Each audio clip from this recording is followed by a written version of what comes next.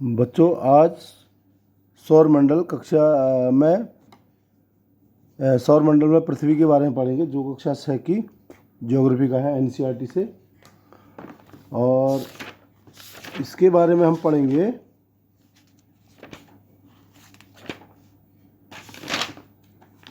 कि आकाश में सूर्यास्त के बाद देखना कितना अच्छा लगता है। आसमान में पहले एक या दो बिंदु ही दिखते हैं, लेकिन बाद में इनकी संख्या बढ़ती जाती है।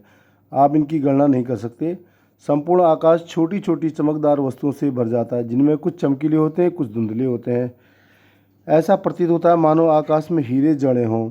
इनमें से कुछ टिमटिमाते प्रतीत होते हैं, लेकिन अगर आप इनको ध्यान से देखोगे तो आप पाएंगे इनमें से कुछ की टिमटिमाहट अन्य से अलग है। ये बिना किसी टिमटिमाहट के चंद्रमा के समान चमकते हैं। तो यहाँ पर ये बताया जा रहा है कि आकाश में जो दिखाई देती है चमकदार बिंदु, ये चमकीले होते हैं, लेकिन सभी चमकीले नहीं होते हैं। कुछ ऐसे भी दिखाई देते हैं जो धुंधले होते हैं। और जैसे चंद्रमा क्या है, चंद्रमा भी आसमान में है और वह टिमटिमाता नहीं है, बल्कि कॉन्स्टेंट मतलब लगातार वो चमकता हुआ दिखा देता है।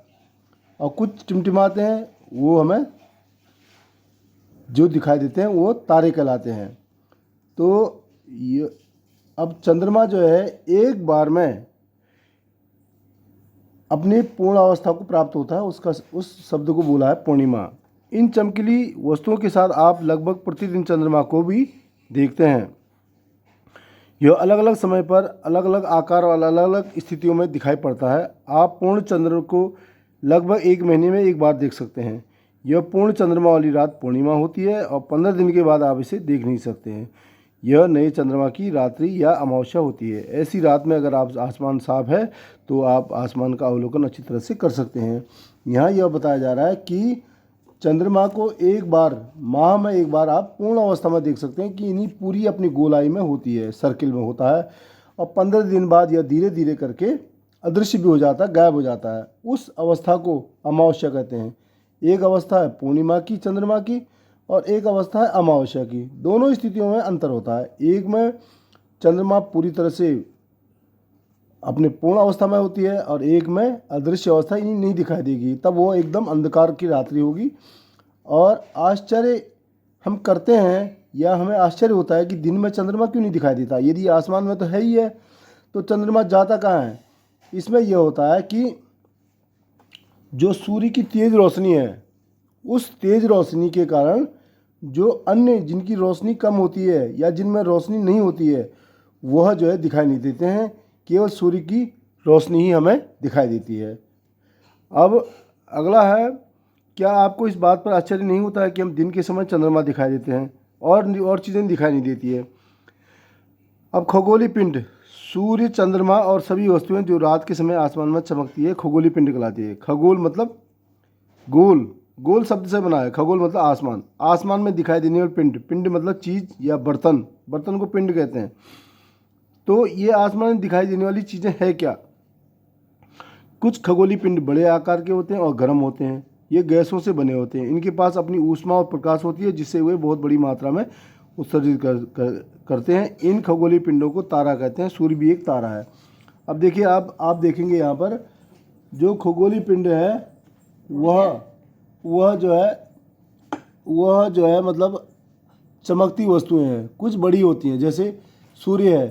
सूर्य क्या होता है, आकार भी बड़ा होता है और वह जो है गर्म गैस उत्सर्जित करती है। गर्म गैस उससे निकलती है और प्रकाश भी निकालती है। जैसे कि जो लाइट होती है हमारे कमरे में, जो बल्ब जलता है, वो लाइट उससे आती है। इसी प्रकार जो सूर्य है उससे प्रकाश पूरे पृथ्वी को, समझ लीजिए एक बड़ा बल्ब का आकार है और पृथ्वी हमारा अगर एक कमरा है तो उसकी लाइट वहाँ से आती है। और ये किस चीज़ की बनी है, गैसों से बनी हुई है, विभिन्न प्रकार की गैसों से बनी है। और सूर्य क्या है, सूर्य एक तारा है। आसमान में जो खगोल में कई तारे हैं, उनमें से क्या है, पृथ्वी के नज़दीक जो सूर्य है वह बड़ा दिखाई देता है और उसकी गर्मी हमारे पास आती है और उसका प्रकाश भी हमको मिलता है। सूर्य जो पृथ्वी से दूर है, जो तारे, उनकी न तो हमें गर्मी मिलती है न उनके प्रकाश हमारे पास पहुंच पाता है, बल्कि वो पृथ्वी से टिमटिमाते हुए नज़र आते हैं। इसका कारण है उनका दूर होना। अब यहाँ पर सीखने वाली चीज़ ये है, एनसीईआरटी में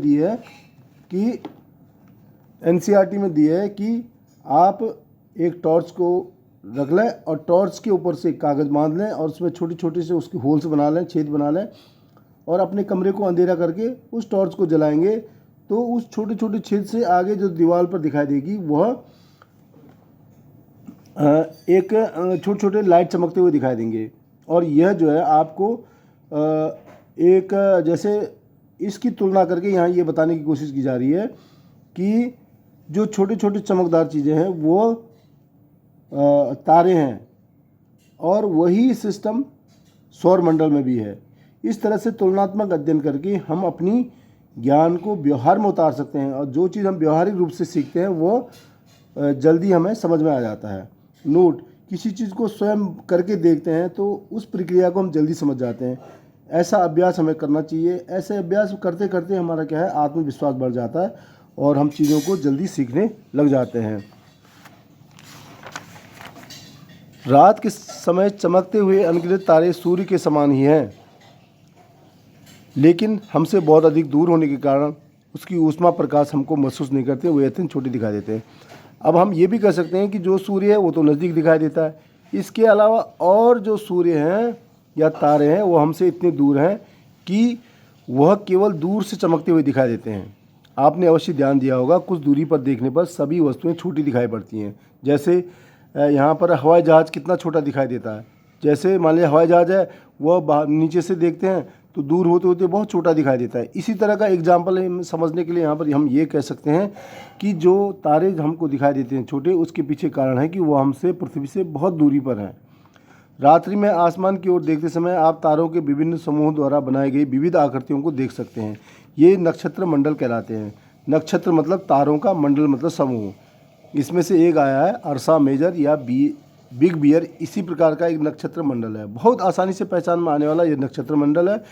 इसको हिंदी में सप्त ऋषि या सात ऋषि मतलब संत।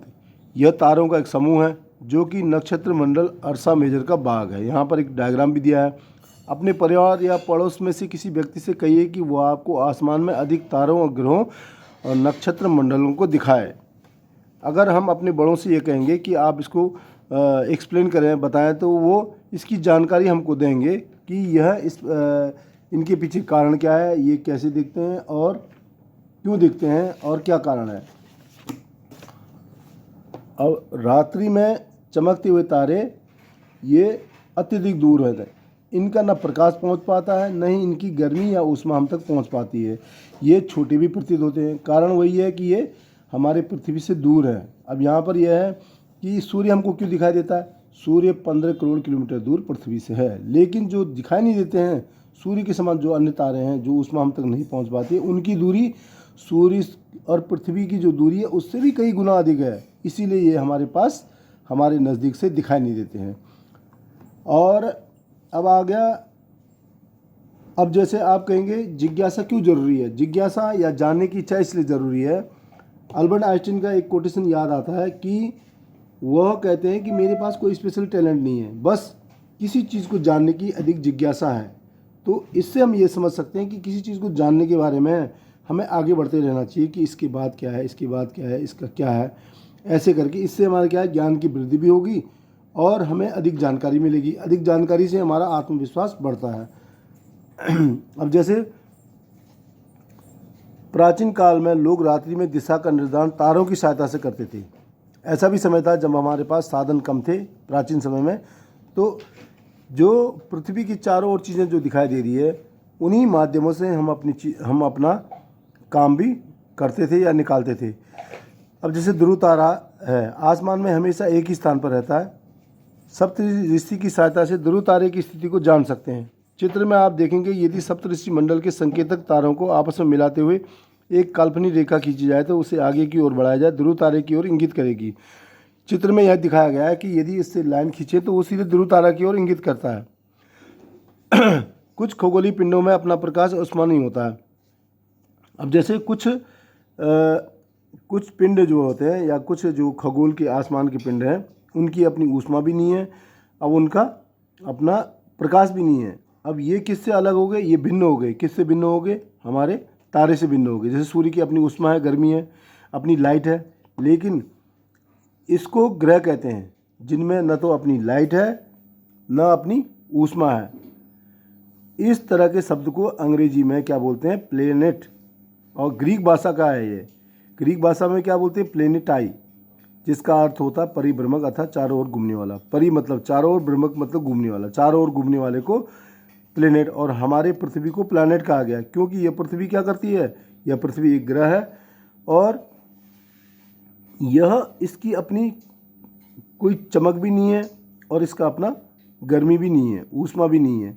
तो ये कहाँ से प्राप्त करता है, सूर्य से प्राप्त करता है अपना प्रकाश भी और अपना अपनी गर्मी भी वहीं से प्राप्त करता है। पृथ्वी को बहुत अधिक दूरी से, जैसे चंद्रमा से देखने पर यह चंद्रमा से चमकती हुई दूर दिखाई देगी। हाँ, ये जरूर है कि चंद्रमा से अगर आप देखेंगे पृथ्वी को तो यह चमकती हुई नजर आएगी। इसके पीछे कारण यही है कि यह चंद्रमा से देखेंगे तब यह चमकती हुई नजर आएगी। और कुछ फैक्ट यहाँ पर दिए गए हैं, जैसे बृहस्पति, शनि और यूरेनस, ये इनके चारों ओर कुछ छल्ले नुमा लाइनें बनी हुई है, पट्टियाँ बनी हुई है। और इसे दूरबीन से आप देखेंगे तो ये छल्ले नुमा दिखाई देंगे इनके चारों ओर। और अब यहाँ पर है, पृथ्वी सूर्य के चक्कर लगाती है 365 दिन में और अपने अक्ष पर भी घूमती है एक दिन में 24 घंटे में। इसी प्रकार बुध, शुक्र, पृथ्वी, मंगल, बृहस्पति, शनि, यूरेनस, नेपच्यून, ये 8 ग्रह सूर्य के चक्कर भी लगाते हैं और स्वयं भी घूमते हैं। और कुछ यहाँ पर दे रखा है आंतरिक ग्रह और बाह्य ग्रह। आंतरिक ग्रह, अब देखो दोनों का तुलनात्मक अगर हम पढ़ाई करेंगे तो और अच्छा लगता है। कैसे, वो समझने में भी आ जाता है तुलनात्मक अध्ययन। जैसे बाह्य ग्रह, बाह्य ग्रह कौन से हैं, इनका आकार बड़ा होगा, इसी तरह जो आंतरिक ग्रह है आकार छोटा होगा। और बाह्य ग्रह क्या होते हैं, गैस से बने हुए। आंतरिक ग्रह क्या है, वो चट्टान से बने होते हैं। बाह्य ग्रह तरल नुमा होते हैं और आंतरिक ग्रह सूर्य से नज़दीक होते हैं और बाह्य ग्रह सूर्य से दूर होते हैं। आसमान में दिखने वाला चंद्रमा एक गुमा हमारे पृथ्वी का सहचर है। इसके चारों ओर चक्कर लगाता है। हमारी पृथ्वी के समान 7 अन्य ग्रह जो सूर्य से प्रकाश एवं ऊर्जा प्राप्त करते हैं, उनमें से कुछ चंद्रपास चंद्रमा है। अब पृथ्वी का अपना एक उपग्रह है चंद्रमा। अगला है सौर मंडल। सौर मंडल शब्द सूर्य से बना हुआ है, मंडल मतलब उसके ग्रुप में है। सूर्य और उसके जो 8 ग्रह हैं वह मिलाकर एक सौर मंडल कहा गया है और इनके अपने उपग्रह भी हैं। उप मतलब सहायक ग्रह भी हैं। और कुछ खगोलीय पिंड हैं, जैसे क्षुद्र ग्रह हैं, क्षुद्र मतलब छोटे ग्रह हैं, और कुछ पिंड और हैं उनका। और ये सब क्या करते हैं, सूर्य के परिवार के मेंबर्स हैं और इनका मुखिया कौन है, सूर्य है। अब सूर्य के बारे में यहाँ बताया गया है इस पैराग्राफ में। सूर्य शब्द वो सौर मंडल में केंद्र में स्थित है। सूर्य शब्द सूरज से बना है। यह बहुत बड़ा है, अत्यधिक गर्म गैसों से बना हुआ है। इसका जो बल है सौर मंडल को बांधे रखता है। अब हम कहेंगे कि जो सूर्य है और उसके चारों ओर जितने भी अन्य ग्रह हैं, उपग्रह हैं और जो क्षुद्र ग्रह हैं वो कैसे बंधे हुए हैं, इनके पीछे कारण है बल। कौन सा बल है, ये खिंचाव बल है सूर्य का, जो सभी इन्हीं चीज़ों को आपस में अपने आप में बांधे रखा है। और सौर मंडल का जो सभी को जो ऊष्मा और प्रकाश मिलती है, केवल सूर्य की प्रकाश और ऊष्मा उन तक जाती है। और सूर्य जो है एक तारा है और यह पृथ्वी से दूर है और इसकी दूरी कितनी है, 15 करोड़ किलोमीटर दूर। अब उसके बाद अगला हेडिंग है ग्रह। हमारे सौर मंडल में 8 ग्रह हैं। सूर्य से दूरी के अनुसार अगर देखें तो बुध, शुक्र, पृथ्वी, मंगल, बृहस्पति, शनि, यूरेनस और नेपच्यून है। सूर्य से उनकी दूरी के अनुसार अंग्रेजी में ग्रहों के नाम याद रखने की आसान तरीका यहाँ पर दिया गया है। जैसे my very efficient mother just served us nuts, ये यहाँ पर दिया है। इस तरह से भी हम याद कर सकते हैं और हम चाहे तो इनको अल्फ़ाबेटिकल भी याद कर सकते हैं। अल्फ़ाबेटिकल में जैसे पहले ई आ जाएगा, फिर एम के 2 आ गए, फिर एन आ गया, जे, एस, लास्ट में यू। तो इस तरह से हम करके दोनों माध्यमों से हम इसको याद कर सकते हैं। सौर मंडल में सभी 8 ग्रह निश्चित पथ पर सूर्य का चक्कर लगाते हैं। ये जितने भी जो 8 ग्रह हैं वो सूर्य के चारों ओर चक्कर लगाते हैं और ये दीर्घकार में फैले हुए हैं। दीर्घ मतलब बड़े, वृत्ताकार मतलब सर्किल नुमा उस फैले हुए हैं। और इनको कक्षा कहा गया है। बुध सूर्य के सबसे नज़दीक है। जो बुध है सूर्य के नज़दीक है। अब सूर्य को केंद्र मानकर बुध को जो है नज़दीक माना गया है और अपनी कक्षाओं में चारों तरफ चक्कर लगाता है। 88 दिन लगते हैं। शुक्र को पृथ्वी का जुड़वा ग्रह कहा गया। अब प्रश्न यहाँ ये आ सकता है कि पृथ्वी की तरह लगने वाला एक ग्रह कौन सा है? वो है शुक्र। इसकी आकृति और आकार में यह पृथ्वी के समान ही है। अभी तक प्लूटो भी एक ग्रह माना जाता था। जो 2006 से पहले था तब तक प्लूटो को एक ग्रह माना जाता था। लेकिन अब जो अंतर्राष्ट्रीय संगठन है जो खगोल के बारे में जो रिसर्च करते रहते हैं उन्होंने ये तय किया कि अब प्लूटो ग्रह नहीं माना गया बल्कि इसे क्या किया, बोना ग्रह में रखा गया है। और एक और ग्रह है सीरस, इनको बोना ग्रह कहा गया है। अगले पैराग्राफ में है पृथ्वी। सूर्य से पृथ्वी के तीसरा ग्रह है यह। अगर सूर्य से इसको क्रम में करेंगे तो ये तीसरे नंबर पर आएगा और ये 5वां सबसे बड़ा ग्रह है सौरमंडल का। और इसकी जो ध्रुव के पास है चपटी है, यही कारण है इसके भू-आब का। भू मतलब जमीन, आब मतलब दिखना, जो जमीन चपटी दिखाई देती है। भू-आब का मतलब है पृथ्वी के समान आकार। जीवन के लिए अनुकूल परिस्थितियाँ संभवतः केवल पृथ्वी पर ही पाई जाती है। अब जैसे यहाँ पर प्रश्न ये उठता है कि जो हमारा ब्रह्मांड है, जो इतनी बड़ी हमारी यूनिवर्स है, उसमें जीवन किस किस ग्रह में है? केवल पृथ्वी पर है। और पृथ्वी में उसका कारण भी है। जीवन के लिए क्या ज़रूरी चीज़ें हैं? जीवन के लिए ज़रूरी है ना तो यहाँ अधिक गर्मी है ना अधिक ठंडी है, यहाँ पानी भी है, हवा भी है। तो जीवन के लिए आवश्यक जो चीज़ें हैं वो सब यहाँ पर उपलब्ध है। वायु में जीवन के लिए आवश्यक गैस कौन सी है? ऑक्सीजन है। ऑक्सीजन हम लेते हैं, पेड़ पौधे भी इससे खाना बनाते हैं फोटोसिंथेसिस के माध्यम से। इन्हीं कारणों से इस मंडल के इस पृथ्वी को जो ग्रह है उसको अद्भुत ग्रह कहा गया। अद और बुध, अद मतलब आज, बुध मतलब बीता हुआ, मतलब आज तक इसकी तरह दूसरा ग्रह नहीं खोजा गया। तो अंतरिक्ष से देखने पर यह नीले रंग का दिखाई देता है। अब यहीं पर एक कारण होता है कि दिखता क्यों है नीला। नीला का एक ही कारण है कि इसकी जो 2/3 सतह है पानी से ढका हुआ है, इसलिए यह अंतरिक्ष से देखेंगे, इसलिए इसका नाम नीला पड़ा, नीला ग्रह भी कहा गया है। अगली हेडिंग है चंद्रमा। हमारी पृथ्वी के पास केवल एक ग्रह है, उपग्रह है, वह है चंद्रमा, है ना। इसका व्यास पृथ्वी के व्यास का केवल 1/4 भाग है। यह इतना बड़ा इसलिए प्रतीत होता है, यह बड़ा इसलिए दिखाई देता है क्योंकि यह हमारे ग्रह के अन्य खगोलीय पिंडों की अपेक्षा नज़दीक है। यह हमसे कितनी दूर है? अगर किलोमीटर में हम बात करें तो 3,84,400 किलोमीटर ही दूर है। अब आप पृथ्वी से सूर्य और चंद्रमा की दूरी की तुलना कर सकते हैं। यहाँ पर हमें क्या करना चाहिए? एनसीईआरटी में ये कहा गया लाइन की तुलना करें। किसी भी चीज़ को तुलनात्मक ढंग से हम पढ़ते हैं तो वो चीज़ हमें जल्दी ज्ञात हो जाता है। जैसे भी हमें एक जानकारी हुई थी अभी कि पृथ्वी से सूर्य की दूरी 15 करोड़ किलोमीटर दूर है और पृथ्वी से चंद्रमा की दूरी 3,84,400 किलोमीटर दूर है। इसी तरह से हम अगर तुलना करके अपनी कॉपी पर लिखते चले जाएंगे तो एक या एक कल्पना भी करेंगे या सोचेंगे तो हमें एक जानकारी प्राप्त होगी कि और इनकी दूरियां हम कैसे तय करते हैं। तो हमारे दिमाग में ये प्रश्न अपने आप आएगा कि इनकी क्या तरीका है, क्या वैज्ञानिक तरीका है, क्या माध्यम है, क्या इनके लिए टूल्स यूज किए जाते हैं, ये है। तो अब यहाँ पर दे रखा है कि प्रकाश की गति लगभग 1 सेकंड में 300 किलोमीटर रन करता है। इस गति के बावजूद जो सूर्य का प्रकाश है पृथ्वी तक पहुँचने में 8 मिनट का समय लगता है। सोचिए, सब जो सूर्य की अपनी गर्मी है, अपनी प्रकाश है, वहाँ से हमारी पृथ्वी तक पहुँचने में उस किरण को, सूर्य की किरण को 8 मिनट का समय लगता है। और एक तथ्य ये भी है कि जो चंद्रमा पर सबसे पहले किसने कदम रखा, ये डेट है जुलाई 20, 1969, और पहली बार रखा नील आर्मस्ट्रॉन्ग ने। और इसी तरह यहाँ पर दिया है कि ऐसे भारतीय कौन है जिन्होंने चंद्रमा पर पहली बार कदम रखा।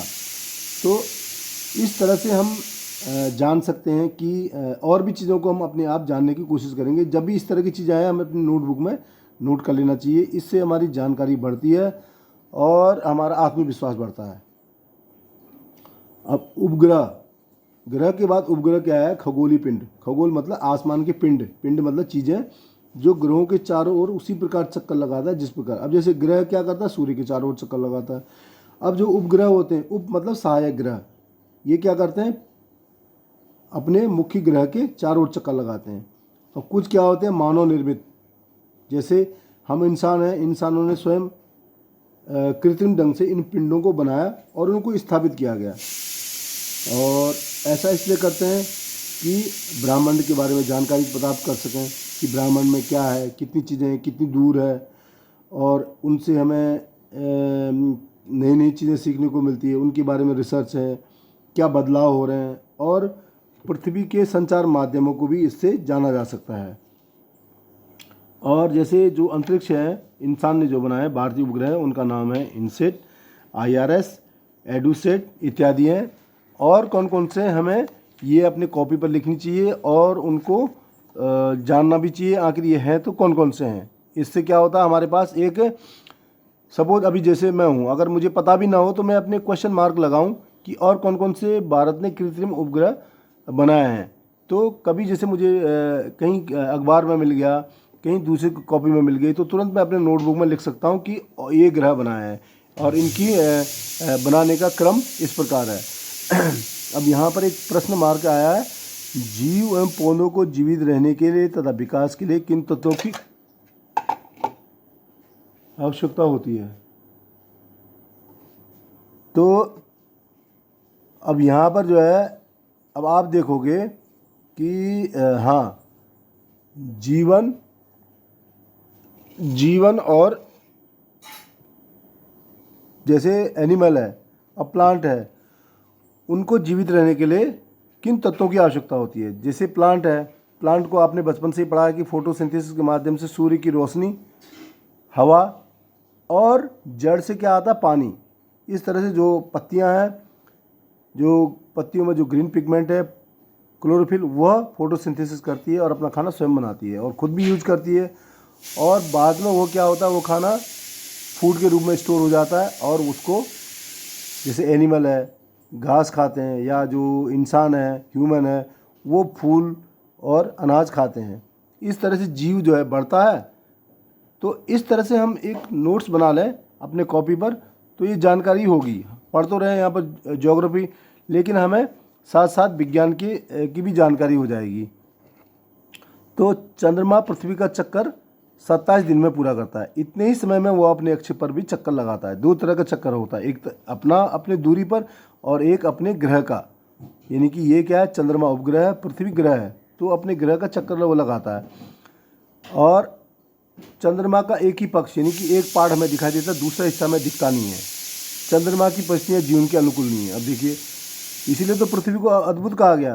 अद्भुत मतलब ऐसा ग्रह जो आज तक नहीं दिखाई दिया दूसरा, क्योंकि यहाँ पर जीवन के लिए अनुकूल परिस्थितियाँ हैं। लेकिन चंद्रमा पर नहीं है, जबकि चंद्रमा पर क्या है, पर्वत है, मैदान है, गड्ढे हैं, यही चीज़ें यहाँ भी है पृथ्वी पर। लेकिन वहाँ पर क्या नहीं है, जीवन की अनुकूल। जीवन की अनुकूल स्थितियाँ क्या है, अभी हमने पढ़ा कि यहाँ पर ऑक्सीजन है, यहाँ पर पानी है, हवा है।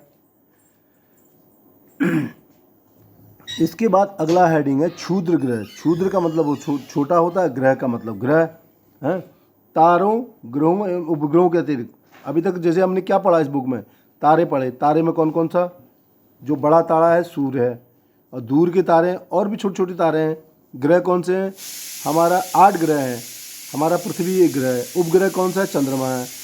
इसी तरह जो छोटे छोटे असंख्य संख्य के आगे और लग गया, यानी कि असंख्य लग गया, असंख्य के आगे और लग गया, ऐसे करके शब्द का निर्माण होता है। असंख्य मतलब जिनकी संख्या हमें ज्ञात नहीं है।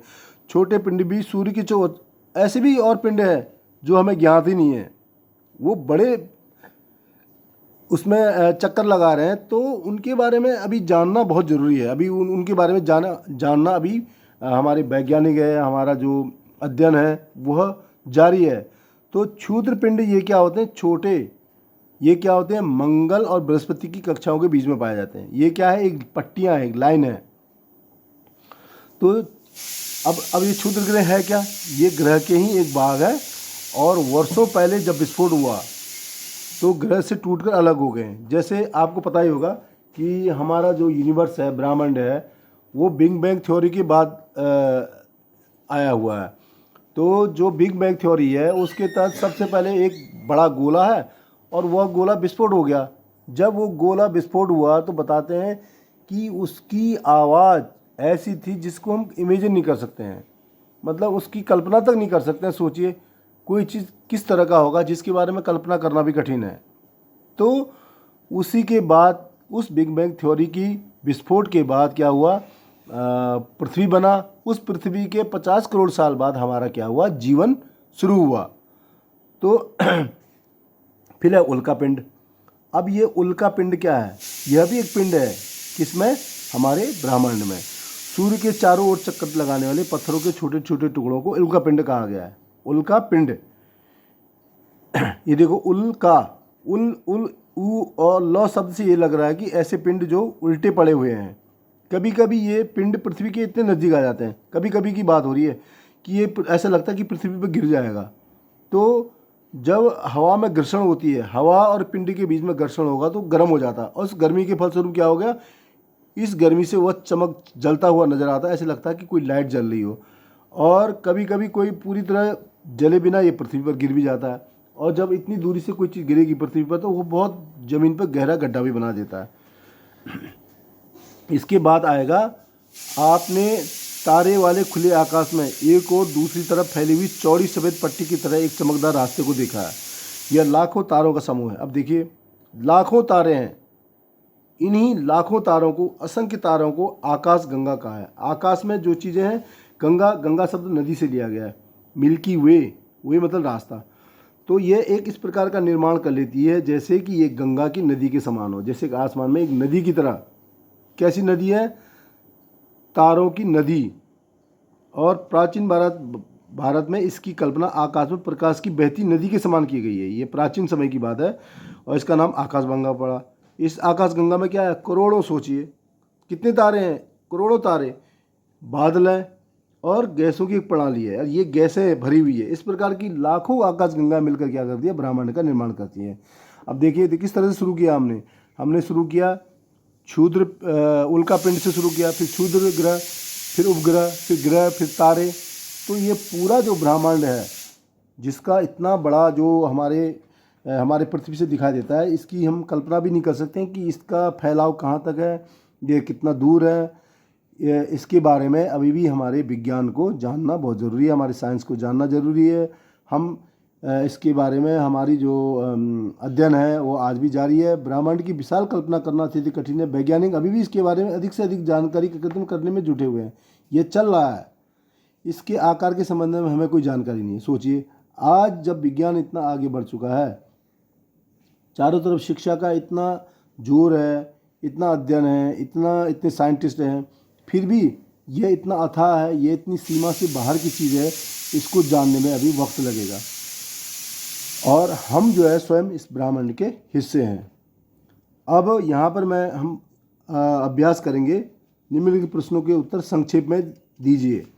अब जैसे यहाँ पर है कुछ क्वेश्चन दिए हैं, चैप्टर जैसे हमने पढ़ लिया, अब यहाँ पर हम अभ्यास करेंगे। अभ्यास बहुत ज़रूरी होता है। कोई चीज़ हम पढ़ लें, पढ़ने के बाद स्वयं अध्याय, उस चीज़ की सेल्फ स्टडी जब हम करते हैं उसके बाद उसको जाने की प्रश्न उत्तर बहुत ज़रूरी है। अपने हाथ से लिख कर करें प्रयास, अभ्यास, इससे बहुत फ़ायदा होगा। जैसे ग्रह और तारे में क्या अंतर है, अभी हमने हम पढ़ा कि सूर्य एक तारा है और पृथ्वी एक ग्रह है। और तारे की क्या विशेषता है, तारे की क्या विशेषता है, क्या खासियत है, तारे की जो विशेषता है उसकी अपनी प्रकाश होगी और उसकी अपनी ऊष्मा होगी। अब देखिए सूर्य 15 करोड़ किलोमीटर दूर होते हुए भी उसका ऊष्मा और उसकी प्रकाश हमारे पृथ्वी पर आ रही है। और पृथ्वी पर जब आती है तो क्या होता है, पेड़ पौधे खाना बनाते हैं, धरती पर जो है किसी ने हम कपड़ा सुखाते हैं तो वो सूख जाता है। तो कहने का मतलब है प्रश्नों को इस तरह से पढ़ें, उसको पढ़ने के बाद उस चैप्टर के अंदर खोजें और उसको लिखें भी। इससे जो अभ्यास होगा हम भूलेंगे नहीं। दूसरा है सौर मंडल से आप क्या समझते हैं। सौर मंडल मतलब सौर मतलब सूर्य, सूर्य की जो अपनी परिवार है, फैमिली है, उसको सौर मंडल कहा गया है। सूर्य और उसकी 8 उपग्रह, उसके 8 ग्रह, जैसे पृथ्वी हो गया, शुक्र हो गया, इस तरह से 8 ग्रह। सूर्य से उनकी दूरी के अनुसार ग्रहों के नाम लिखें। जैसे उसके सूर्य है, सूर्य के बाद बुध है, इस तरह से जो क्रम से आता जा रहा है उनके नाम आप लिखें। लिखकर अभ्यास जब करेंगे तो हम भूलेंगे नहीं। इससे हमारा अभ्यास उस चैप्टर पर हमारी पूरी पकड़ होगी, कमांड होगी। और पृथ्वी को अद्भुत ग्रह क्यों कहा जाता है? यह शब्द अद्भुत दोबारा कहा जा रहा है। अद माने आज, बुध माने बीता हुआ। आज तक जितना भी समय बीत गया उसमें पृथ्वी को अद्भुत क्यों कहा गया है? अब सोचिए, क्योंकि यहाँ पर एक चमत्कारी तो है कि यहाँ पर जीवन है। अब जीवन जब है कहते हैं तो एक प्रकार से ऐसा ग्रह है जो दूसरा नहीं है इस तरह का। मतलब जैसे प्लांट है, एनिमल है, किस तरह से डेवलप हुए, किस तरह से हमको ब्रेन मिला, तो ये एक अद्भुत ही तो है। हाँ, हम हमेशा चंद्रमा के ही एक भाग को क्यों देखते हैं? ऐसा इसलिए कि जब दूर से देखते हैं तो इसकी एक पक्ष को देखते हैं और दूसरा पक्ष हमें दिखाई नहीं देता। ब्रह्मांड क्या है? ब्रह्मांड बहुत बड़ा है, इसका विस्तार इतना ज़्यादा है। आज भी इसका अध्ययन हो रहा है तो उसकी सीमा को हम जान नहीं पाए कि इसमें क्या है। इसी प्रकार ये कुछ उत्तर ऐसे हैं, प्रश्न उत्तर जैसे ऑब्जेक्टिव टाइप के हैं। जैसे कंपटीशन एग्जामों में क्या आता है, ऑब्जेक्टिव टाइप के क्वेश्चन आते हैं। जैसे किस ग्रह को पृथ्वी के जुड़वा ग्रह के नाम से जाना जाता है? अभी आपने पढ़ा होगा, अगर नहीं है तो पुनः हमें पीछे पलटना चाहिए वह पन्ने। जैसे शुक्र जो है आकार में पृथ्वी के समान ही है, इसीलिए जुड़ा ग्रह कहा गया। लेकिन जीवन किस पर है? कि पृथ्वी पर है। यह हमें जो है उसकी संपूर्णता में जानकारी होना चाहिए, केवल एक पक्ष नहीं। खाली हम ये ना पढ़ लें या रट लें कि सूर्य और पृथ्वी एक जैसे दिखते हैं, ऐसे नहीं। हमें ये भी यहाँ पर अंतर करना पड़ेगा। सूर्य और शुक्र एक जैसे जुड़वा ग्रह दिखते हैं, लेकिन जो जीवन है वो केवल पृथ्वी पर है। इसका कारण क्या है? जीवन का कारण ये पता ही है आपको। और शुक्र में वो स्थितियाँ नहीं है जो पृथ्वी पर है। और सूर्य से तीसरा सबसे नज़दीक ग्रह कौन है? वो पृथ्वी है। और सभी ग्रह सूर्य के चारों किस प्रकार चक्कर लगाते हैं? देखिए, ये चक्कर जो लगाते हैं वो दीर्घ है और वृत्ताकार है, मतलब राउंड में है। और ध्रुव तारे किस दिशा पर ज्ञान होता है? उत्तर की तरफ ज्ञान बताता है। क्षुद्र ग्रह कहाँ पर होते हैं? मंगल और बृहस्पति के बीच में पट्टियों की समान ये होता है। इस तरह से जो और भी क्वेश्चंस हैं उसको हमें कर लेना चाहिए। इनका अभ्यास करने से क्या होगा? ये इस विषय पर हमारी कमांड होगी। जब आगे के क्लासों में हम पढ़ेंगे ज्योग्राफी को तो इस पर हमारी कमांड हो जाएगी। इसी तरह यहाँ पर है, आओ कुछ करें। एनसीईआरटी में ये बहुत अच्छी बात है कि यहाँ पर किसी चीज़ को पढ़ते हैं, पढ़ने के बाद उस चीज़ को स्वयं करने की बात कही जाती है। ये एक अच्छा माध्यम है, तरीका है सीखने का। जैसे सौर मंडल का एक चार्ट बनाएं। आप चार्ट बनाएं ना बनाएं, लेकिन एक रफ जरूर बना लें कि सौर मंडल में क्या क्या है। छुट्टियों में तारामंडल को जाकर देखें। अब देखिए, यहाँ कहा गया कि तारामंडल है क्या? ताराओं का मंडल। अभी हमने पढ़ा आकाशगंगा, मतलब तारे एक के बाद एक तारे अगर लाइन से हों तो वो क्या होगा, वो उसको जानें, उसको समझें और अपने अनुभव को हम कक्षा में बताएं, अपनी डायरी पर नोट कर लें। तो ऐसा संभव हो तो करना चाहिए, अन्यथा अपनी कॉपी पर उसको हम जान सकते हैं। पृथ्वी एवं सौर मंडल पर कुछ प्रतियोगिता आयोजन करें। देखिए, क्विज का मतलब क्या हुआ कि आपस में हम एक दूसरे से प्रतियोगिता करें। जैसे सपोज ये दो भी हो सकते हैं, 4 भी हो सकते हैं। अपने कक्षा में भी हम आपस में प्रतियोगिता कर सकते हैं। इससे क्या है, जो डिस्कशन के माध्यम से हम कभी जानते हैं, समझते हैं, तो वो हमारे दिमाग में जल्दी आ जाता है। और जो जानकारी एक को नहीं होती वो दूसरे को होती है। तो कंपटीशन में इस तरह के जो तरीके हैं वो बहुत काम होते हैं। अब आओ खेलें। अब देखिए, यहाँ पढ़ाई कर रहे थे लेकिन यहाँ खेल शब्द भी प्रयोग हो गया। जब खेलें तो उसको शिक्षा का माध्यम बनाकर खेलें। जैसे हिंदी में सूर्य को सूरज कहा गया है, तो हमारे देश की विभिन्न भाषाओं में सूर्य के नामों का पता लगाएं। मित्र, शिक्षक, पड़ोसी की मदद लें। देखिए, आप यहाँ पर क्या है, हमें अपने साथ साथ अपने पड़ोस का, मित्रों का, शिक्षकों का आवश्यकता लेनी चाहिए। जैसे बंगाली है, गुजराती है, कन्नड़, तमिल, तेलुगु, मराठी भाषाओं में सूर्य को क्या कहा जाता है। जैसे ये सूरज है, सूरज को पर्यायवाची क्या है, भास्कर कहा गया, दिवाकर कहा गया, अरुण कहा गया। इसी प्रकार हम भाषा पर भी हमारी पकड़ बनेगी, हिंदी भाषा पर। इसी तरह हम ये भी जान सकते हैं सूरज को विदेशी भाषाओं में क्या कहा जाता है। जापान में सूर्य को क्या कहा जाता है, अंग्रेजी में तो हमें पता ही है सन। इसी तरह से क्या होता है, ये ज्ञान का विस्तार होता है और हमारे ज्ञान में वृद्धि होती है और हमारा आत्मविश्वास बढ़ता है। आप मानव सौरमंडल का निर्माण करके मनोरंजन का खेल खेल सकते हैं। देखिए, एक खेल के माध्यम से भी खेल सकते हैं कि जैसे 8 जैसे बच्चे हैं, सूर्य से लेकर बुध, शुक्र, बृहस्पति, पृथ्वी, मंगल, बृहस्पति, शनि, यूरेनस, नेपच्यून करके एक अंदर से बाहर की तरफ, बाहर से अंदर की तरफ एक क्रम बनाकर हम एक दूसरे को नाम पुकार कर कि सूर्य, बुध, शुक्र, पृथ्वी, बृहस्पति करके ऐसे करके करेंगे तो ये चीज़ें हमारे दिमाग में बैठ जाती है और हमें वो जो नीरस और कठिन विषय लगता है कभी कभी तो वो हमारे जल्दी नॉलेज में आ जाता है। तो मैं यहाँ पर ये चैप्टर हमारा ख़त्म हुआ है, कक्षा 6 का सौर मंडल। तो यहाँ पर शॉर्ट में मैं फिर से नोट्स बनाने की बात कहूँगा तो मैं नोट्स इस तरह से बनाऊँगा। जैसे पूरे सौर मंडल में पृथ्वी है, पूरे सौर मंडल में पृथ्वी की क्या स्थिति है, मतलब हमारी पृथ्वी किस जगह पर है, कहाँ स्थित है, वह कितना बड़ा है, कितना छोटा है, उसकी दूरी सूर्य से कितनी है, चंद्रमा से कितनी दूरी है, वह किस प्रकार की उसकी भौतिक अवस्था है, वहाँ पर जीवन क्यों है। और अभी देखें, अगर दोबारा मैं रिवाइज करूँगा तो इस तरह से करूँगा। जैसे मान लीजिए मैंने पढ़ा है सौर मंडल में सूर्य है और उसके ग्रह हैं, उसके बाद सूर्य का नंबर आएगा, सूर्य के बाद फिर सूर्य तो हो गया तारा और चमकदार है, उसके बाद आया ग्रह में पृथ्वी हमारा ग्रह है, उसके बाद आ गया हमारा पृथ्वी के बारे में जानकारी, पृथ्वी को क्यों नीला ग्रह कहा गया है, और फिर आ गया चंद्रमा पृथ्वी का उपग्रह, यह कितनी दूरी है किलोमीटर अभी बताया गया है। इसके बाद फिर आ गया क्षुद्र ग्रह, छोटा ग्रह, उसके बाद आ गया उल्का पिंड। ऐसे भी पिंड हैं जो ज़मीन पर भी गिर जाते हैं। ये पिंड सोचिए, ये इतने छोटे पिंड हैं, ये उस तरह के नहीं है, ये भी पिंड हैं और उल्का पिंड है, ये बड़े तारे नहीं है, तारे कभी इस तरह से गिरते नहीं है ये। और उसके बाद आया हमारा ब्रह्मांड। तो इस तरह से ये चैप्टर कंप्लीट होता है। और मैं जो ये आप लोगों के साथ डिस्कस कर रहा हूँ, चाहे इसमें बच्चे हों चाहे बड़े कोई भी कंपटीशन देने वाला हो, तो अभ्यास अधिक से अधिक करें। अभ्यास ही हमें आगे ले जाएगी और जब ये अभ्यास करेंगे हमारा कॉन्फिडेंस बढ़ेगा, अब निश्चित रूप से हम सफल होंगे। Thank you.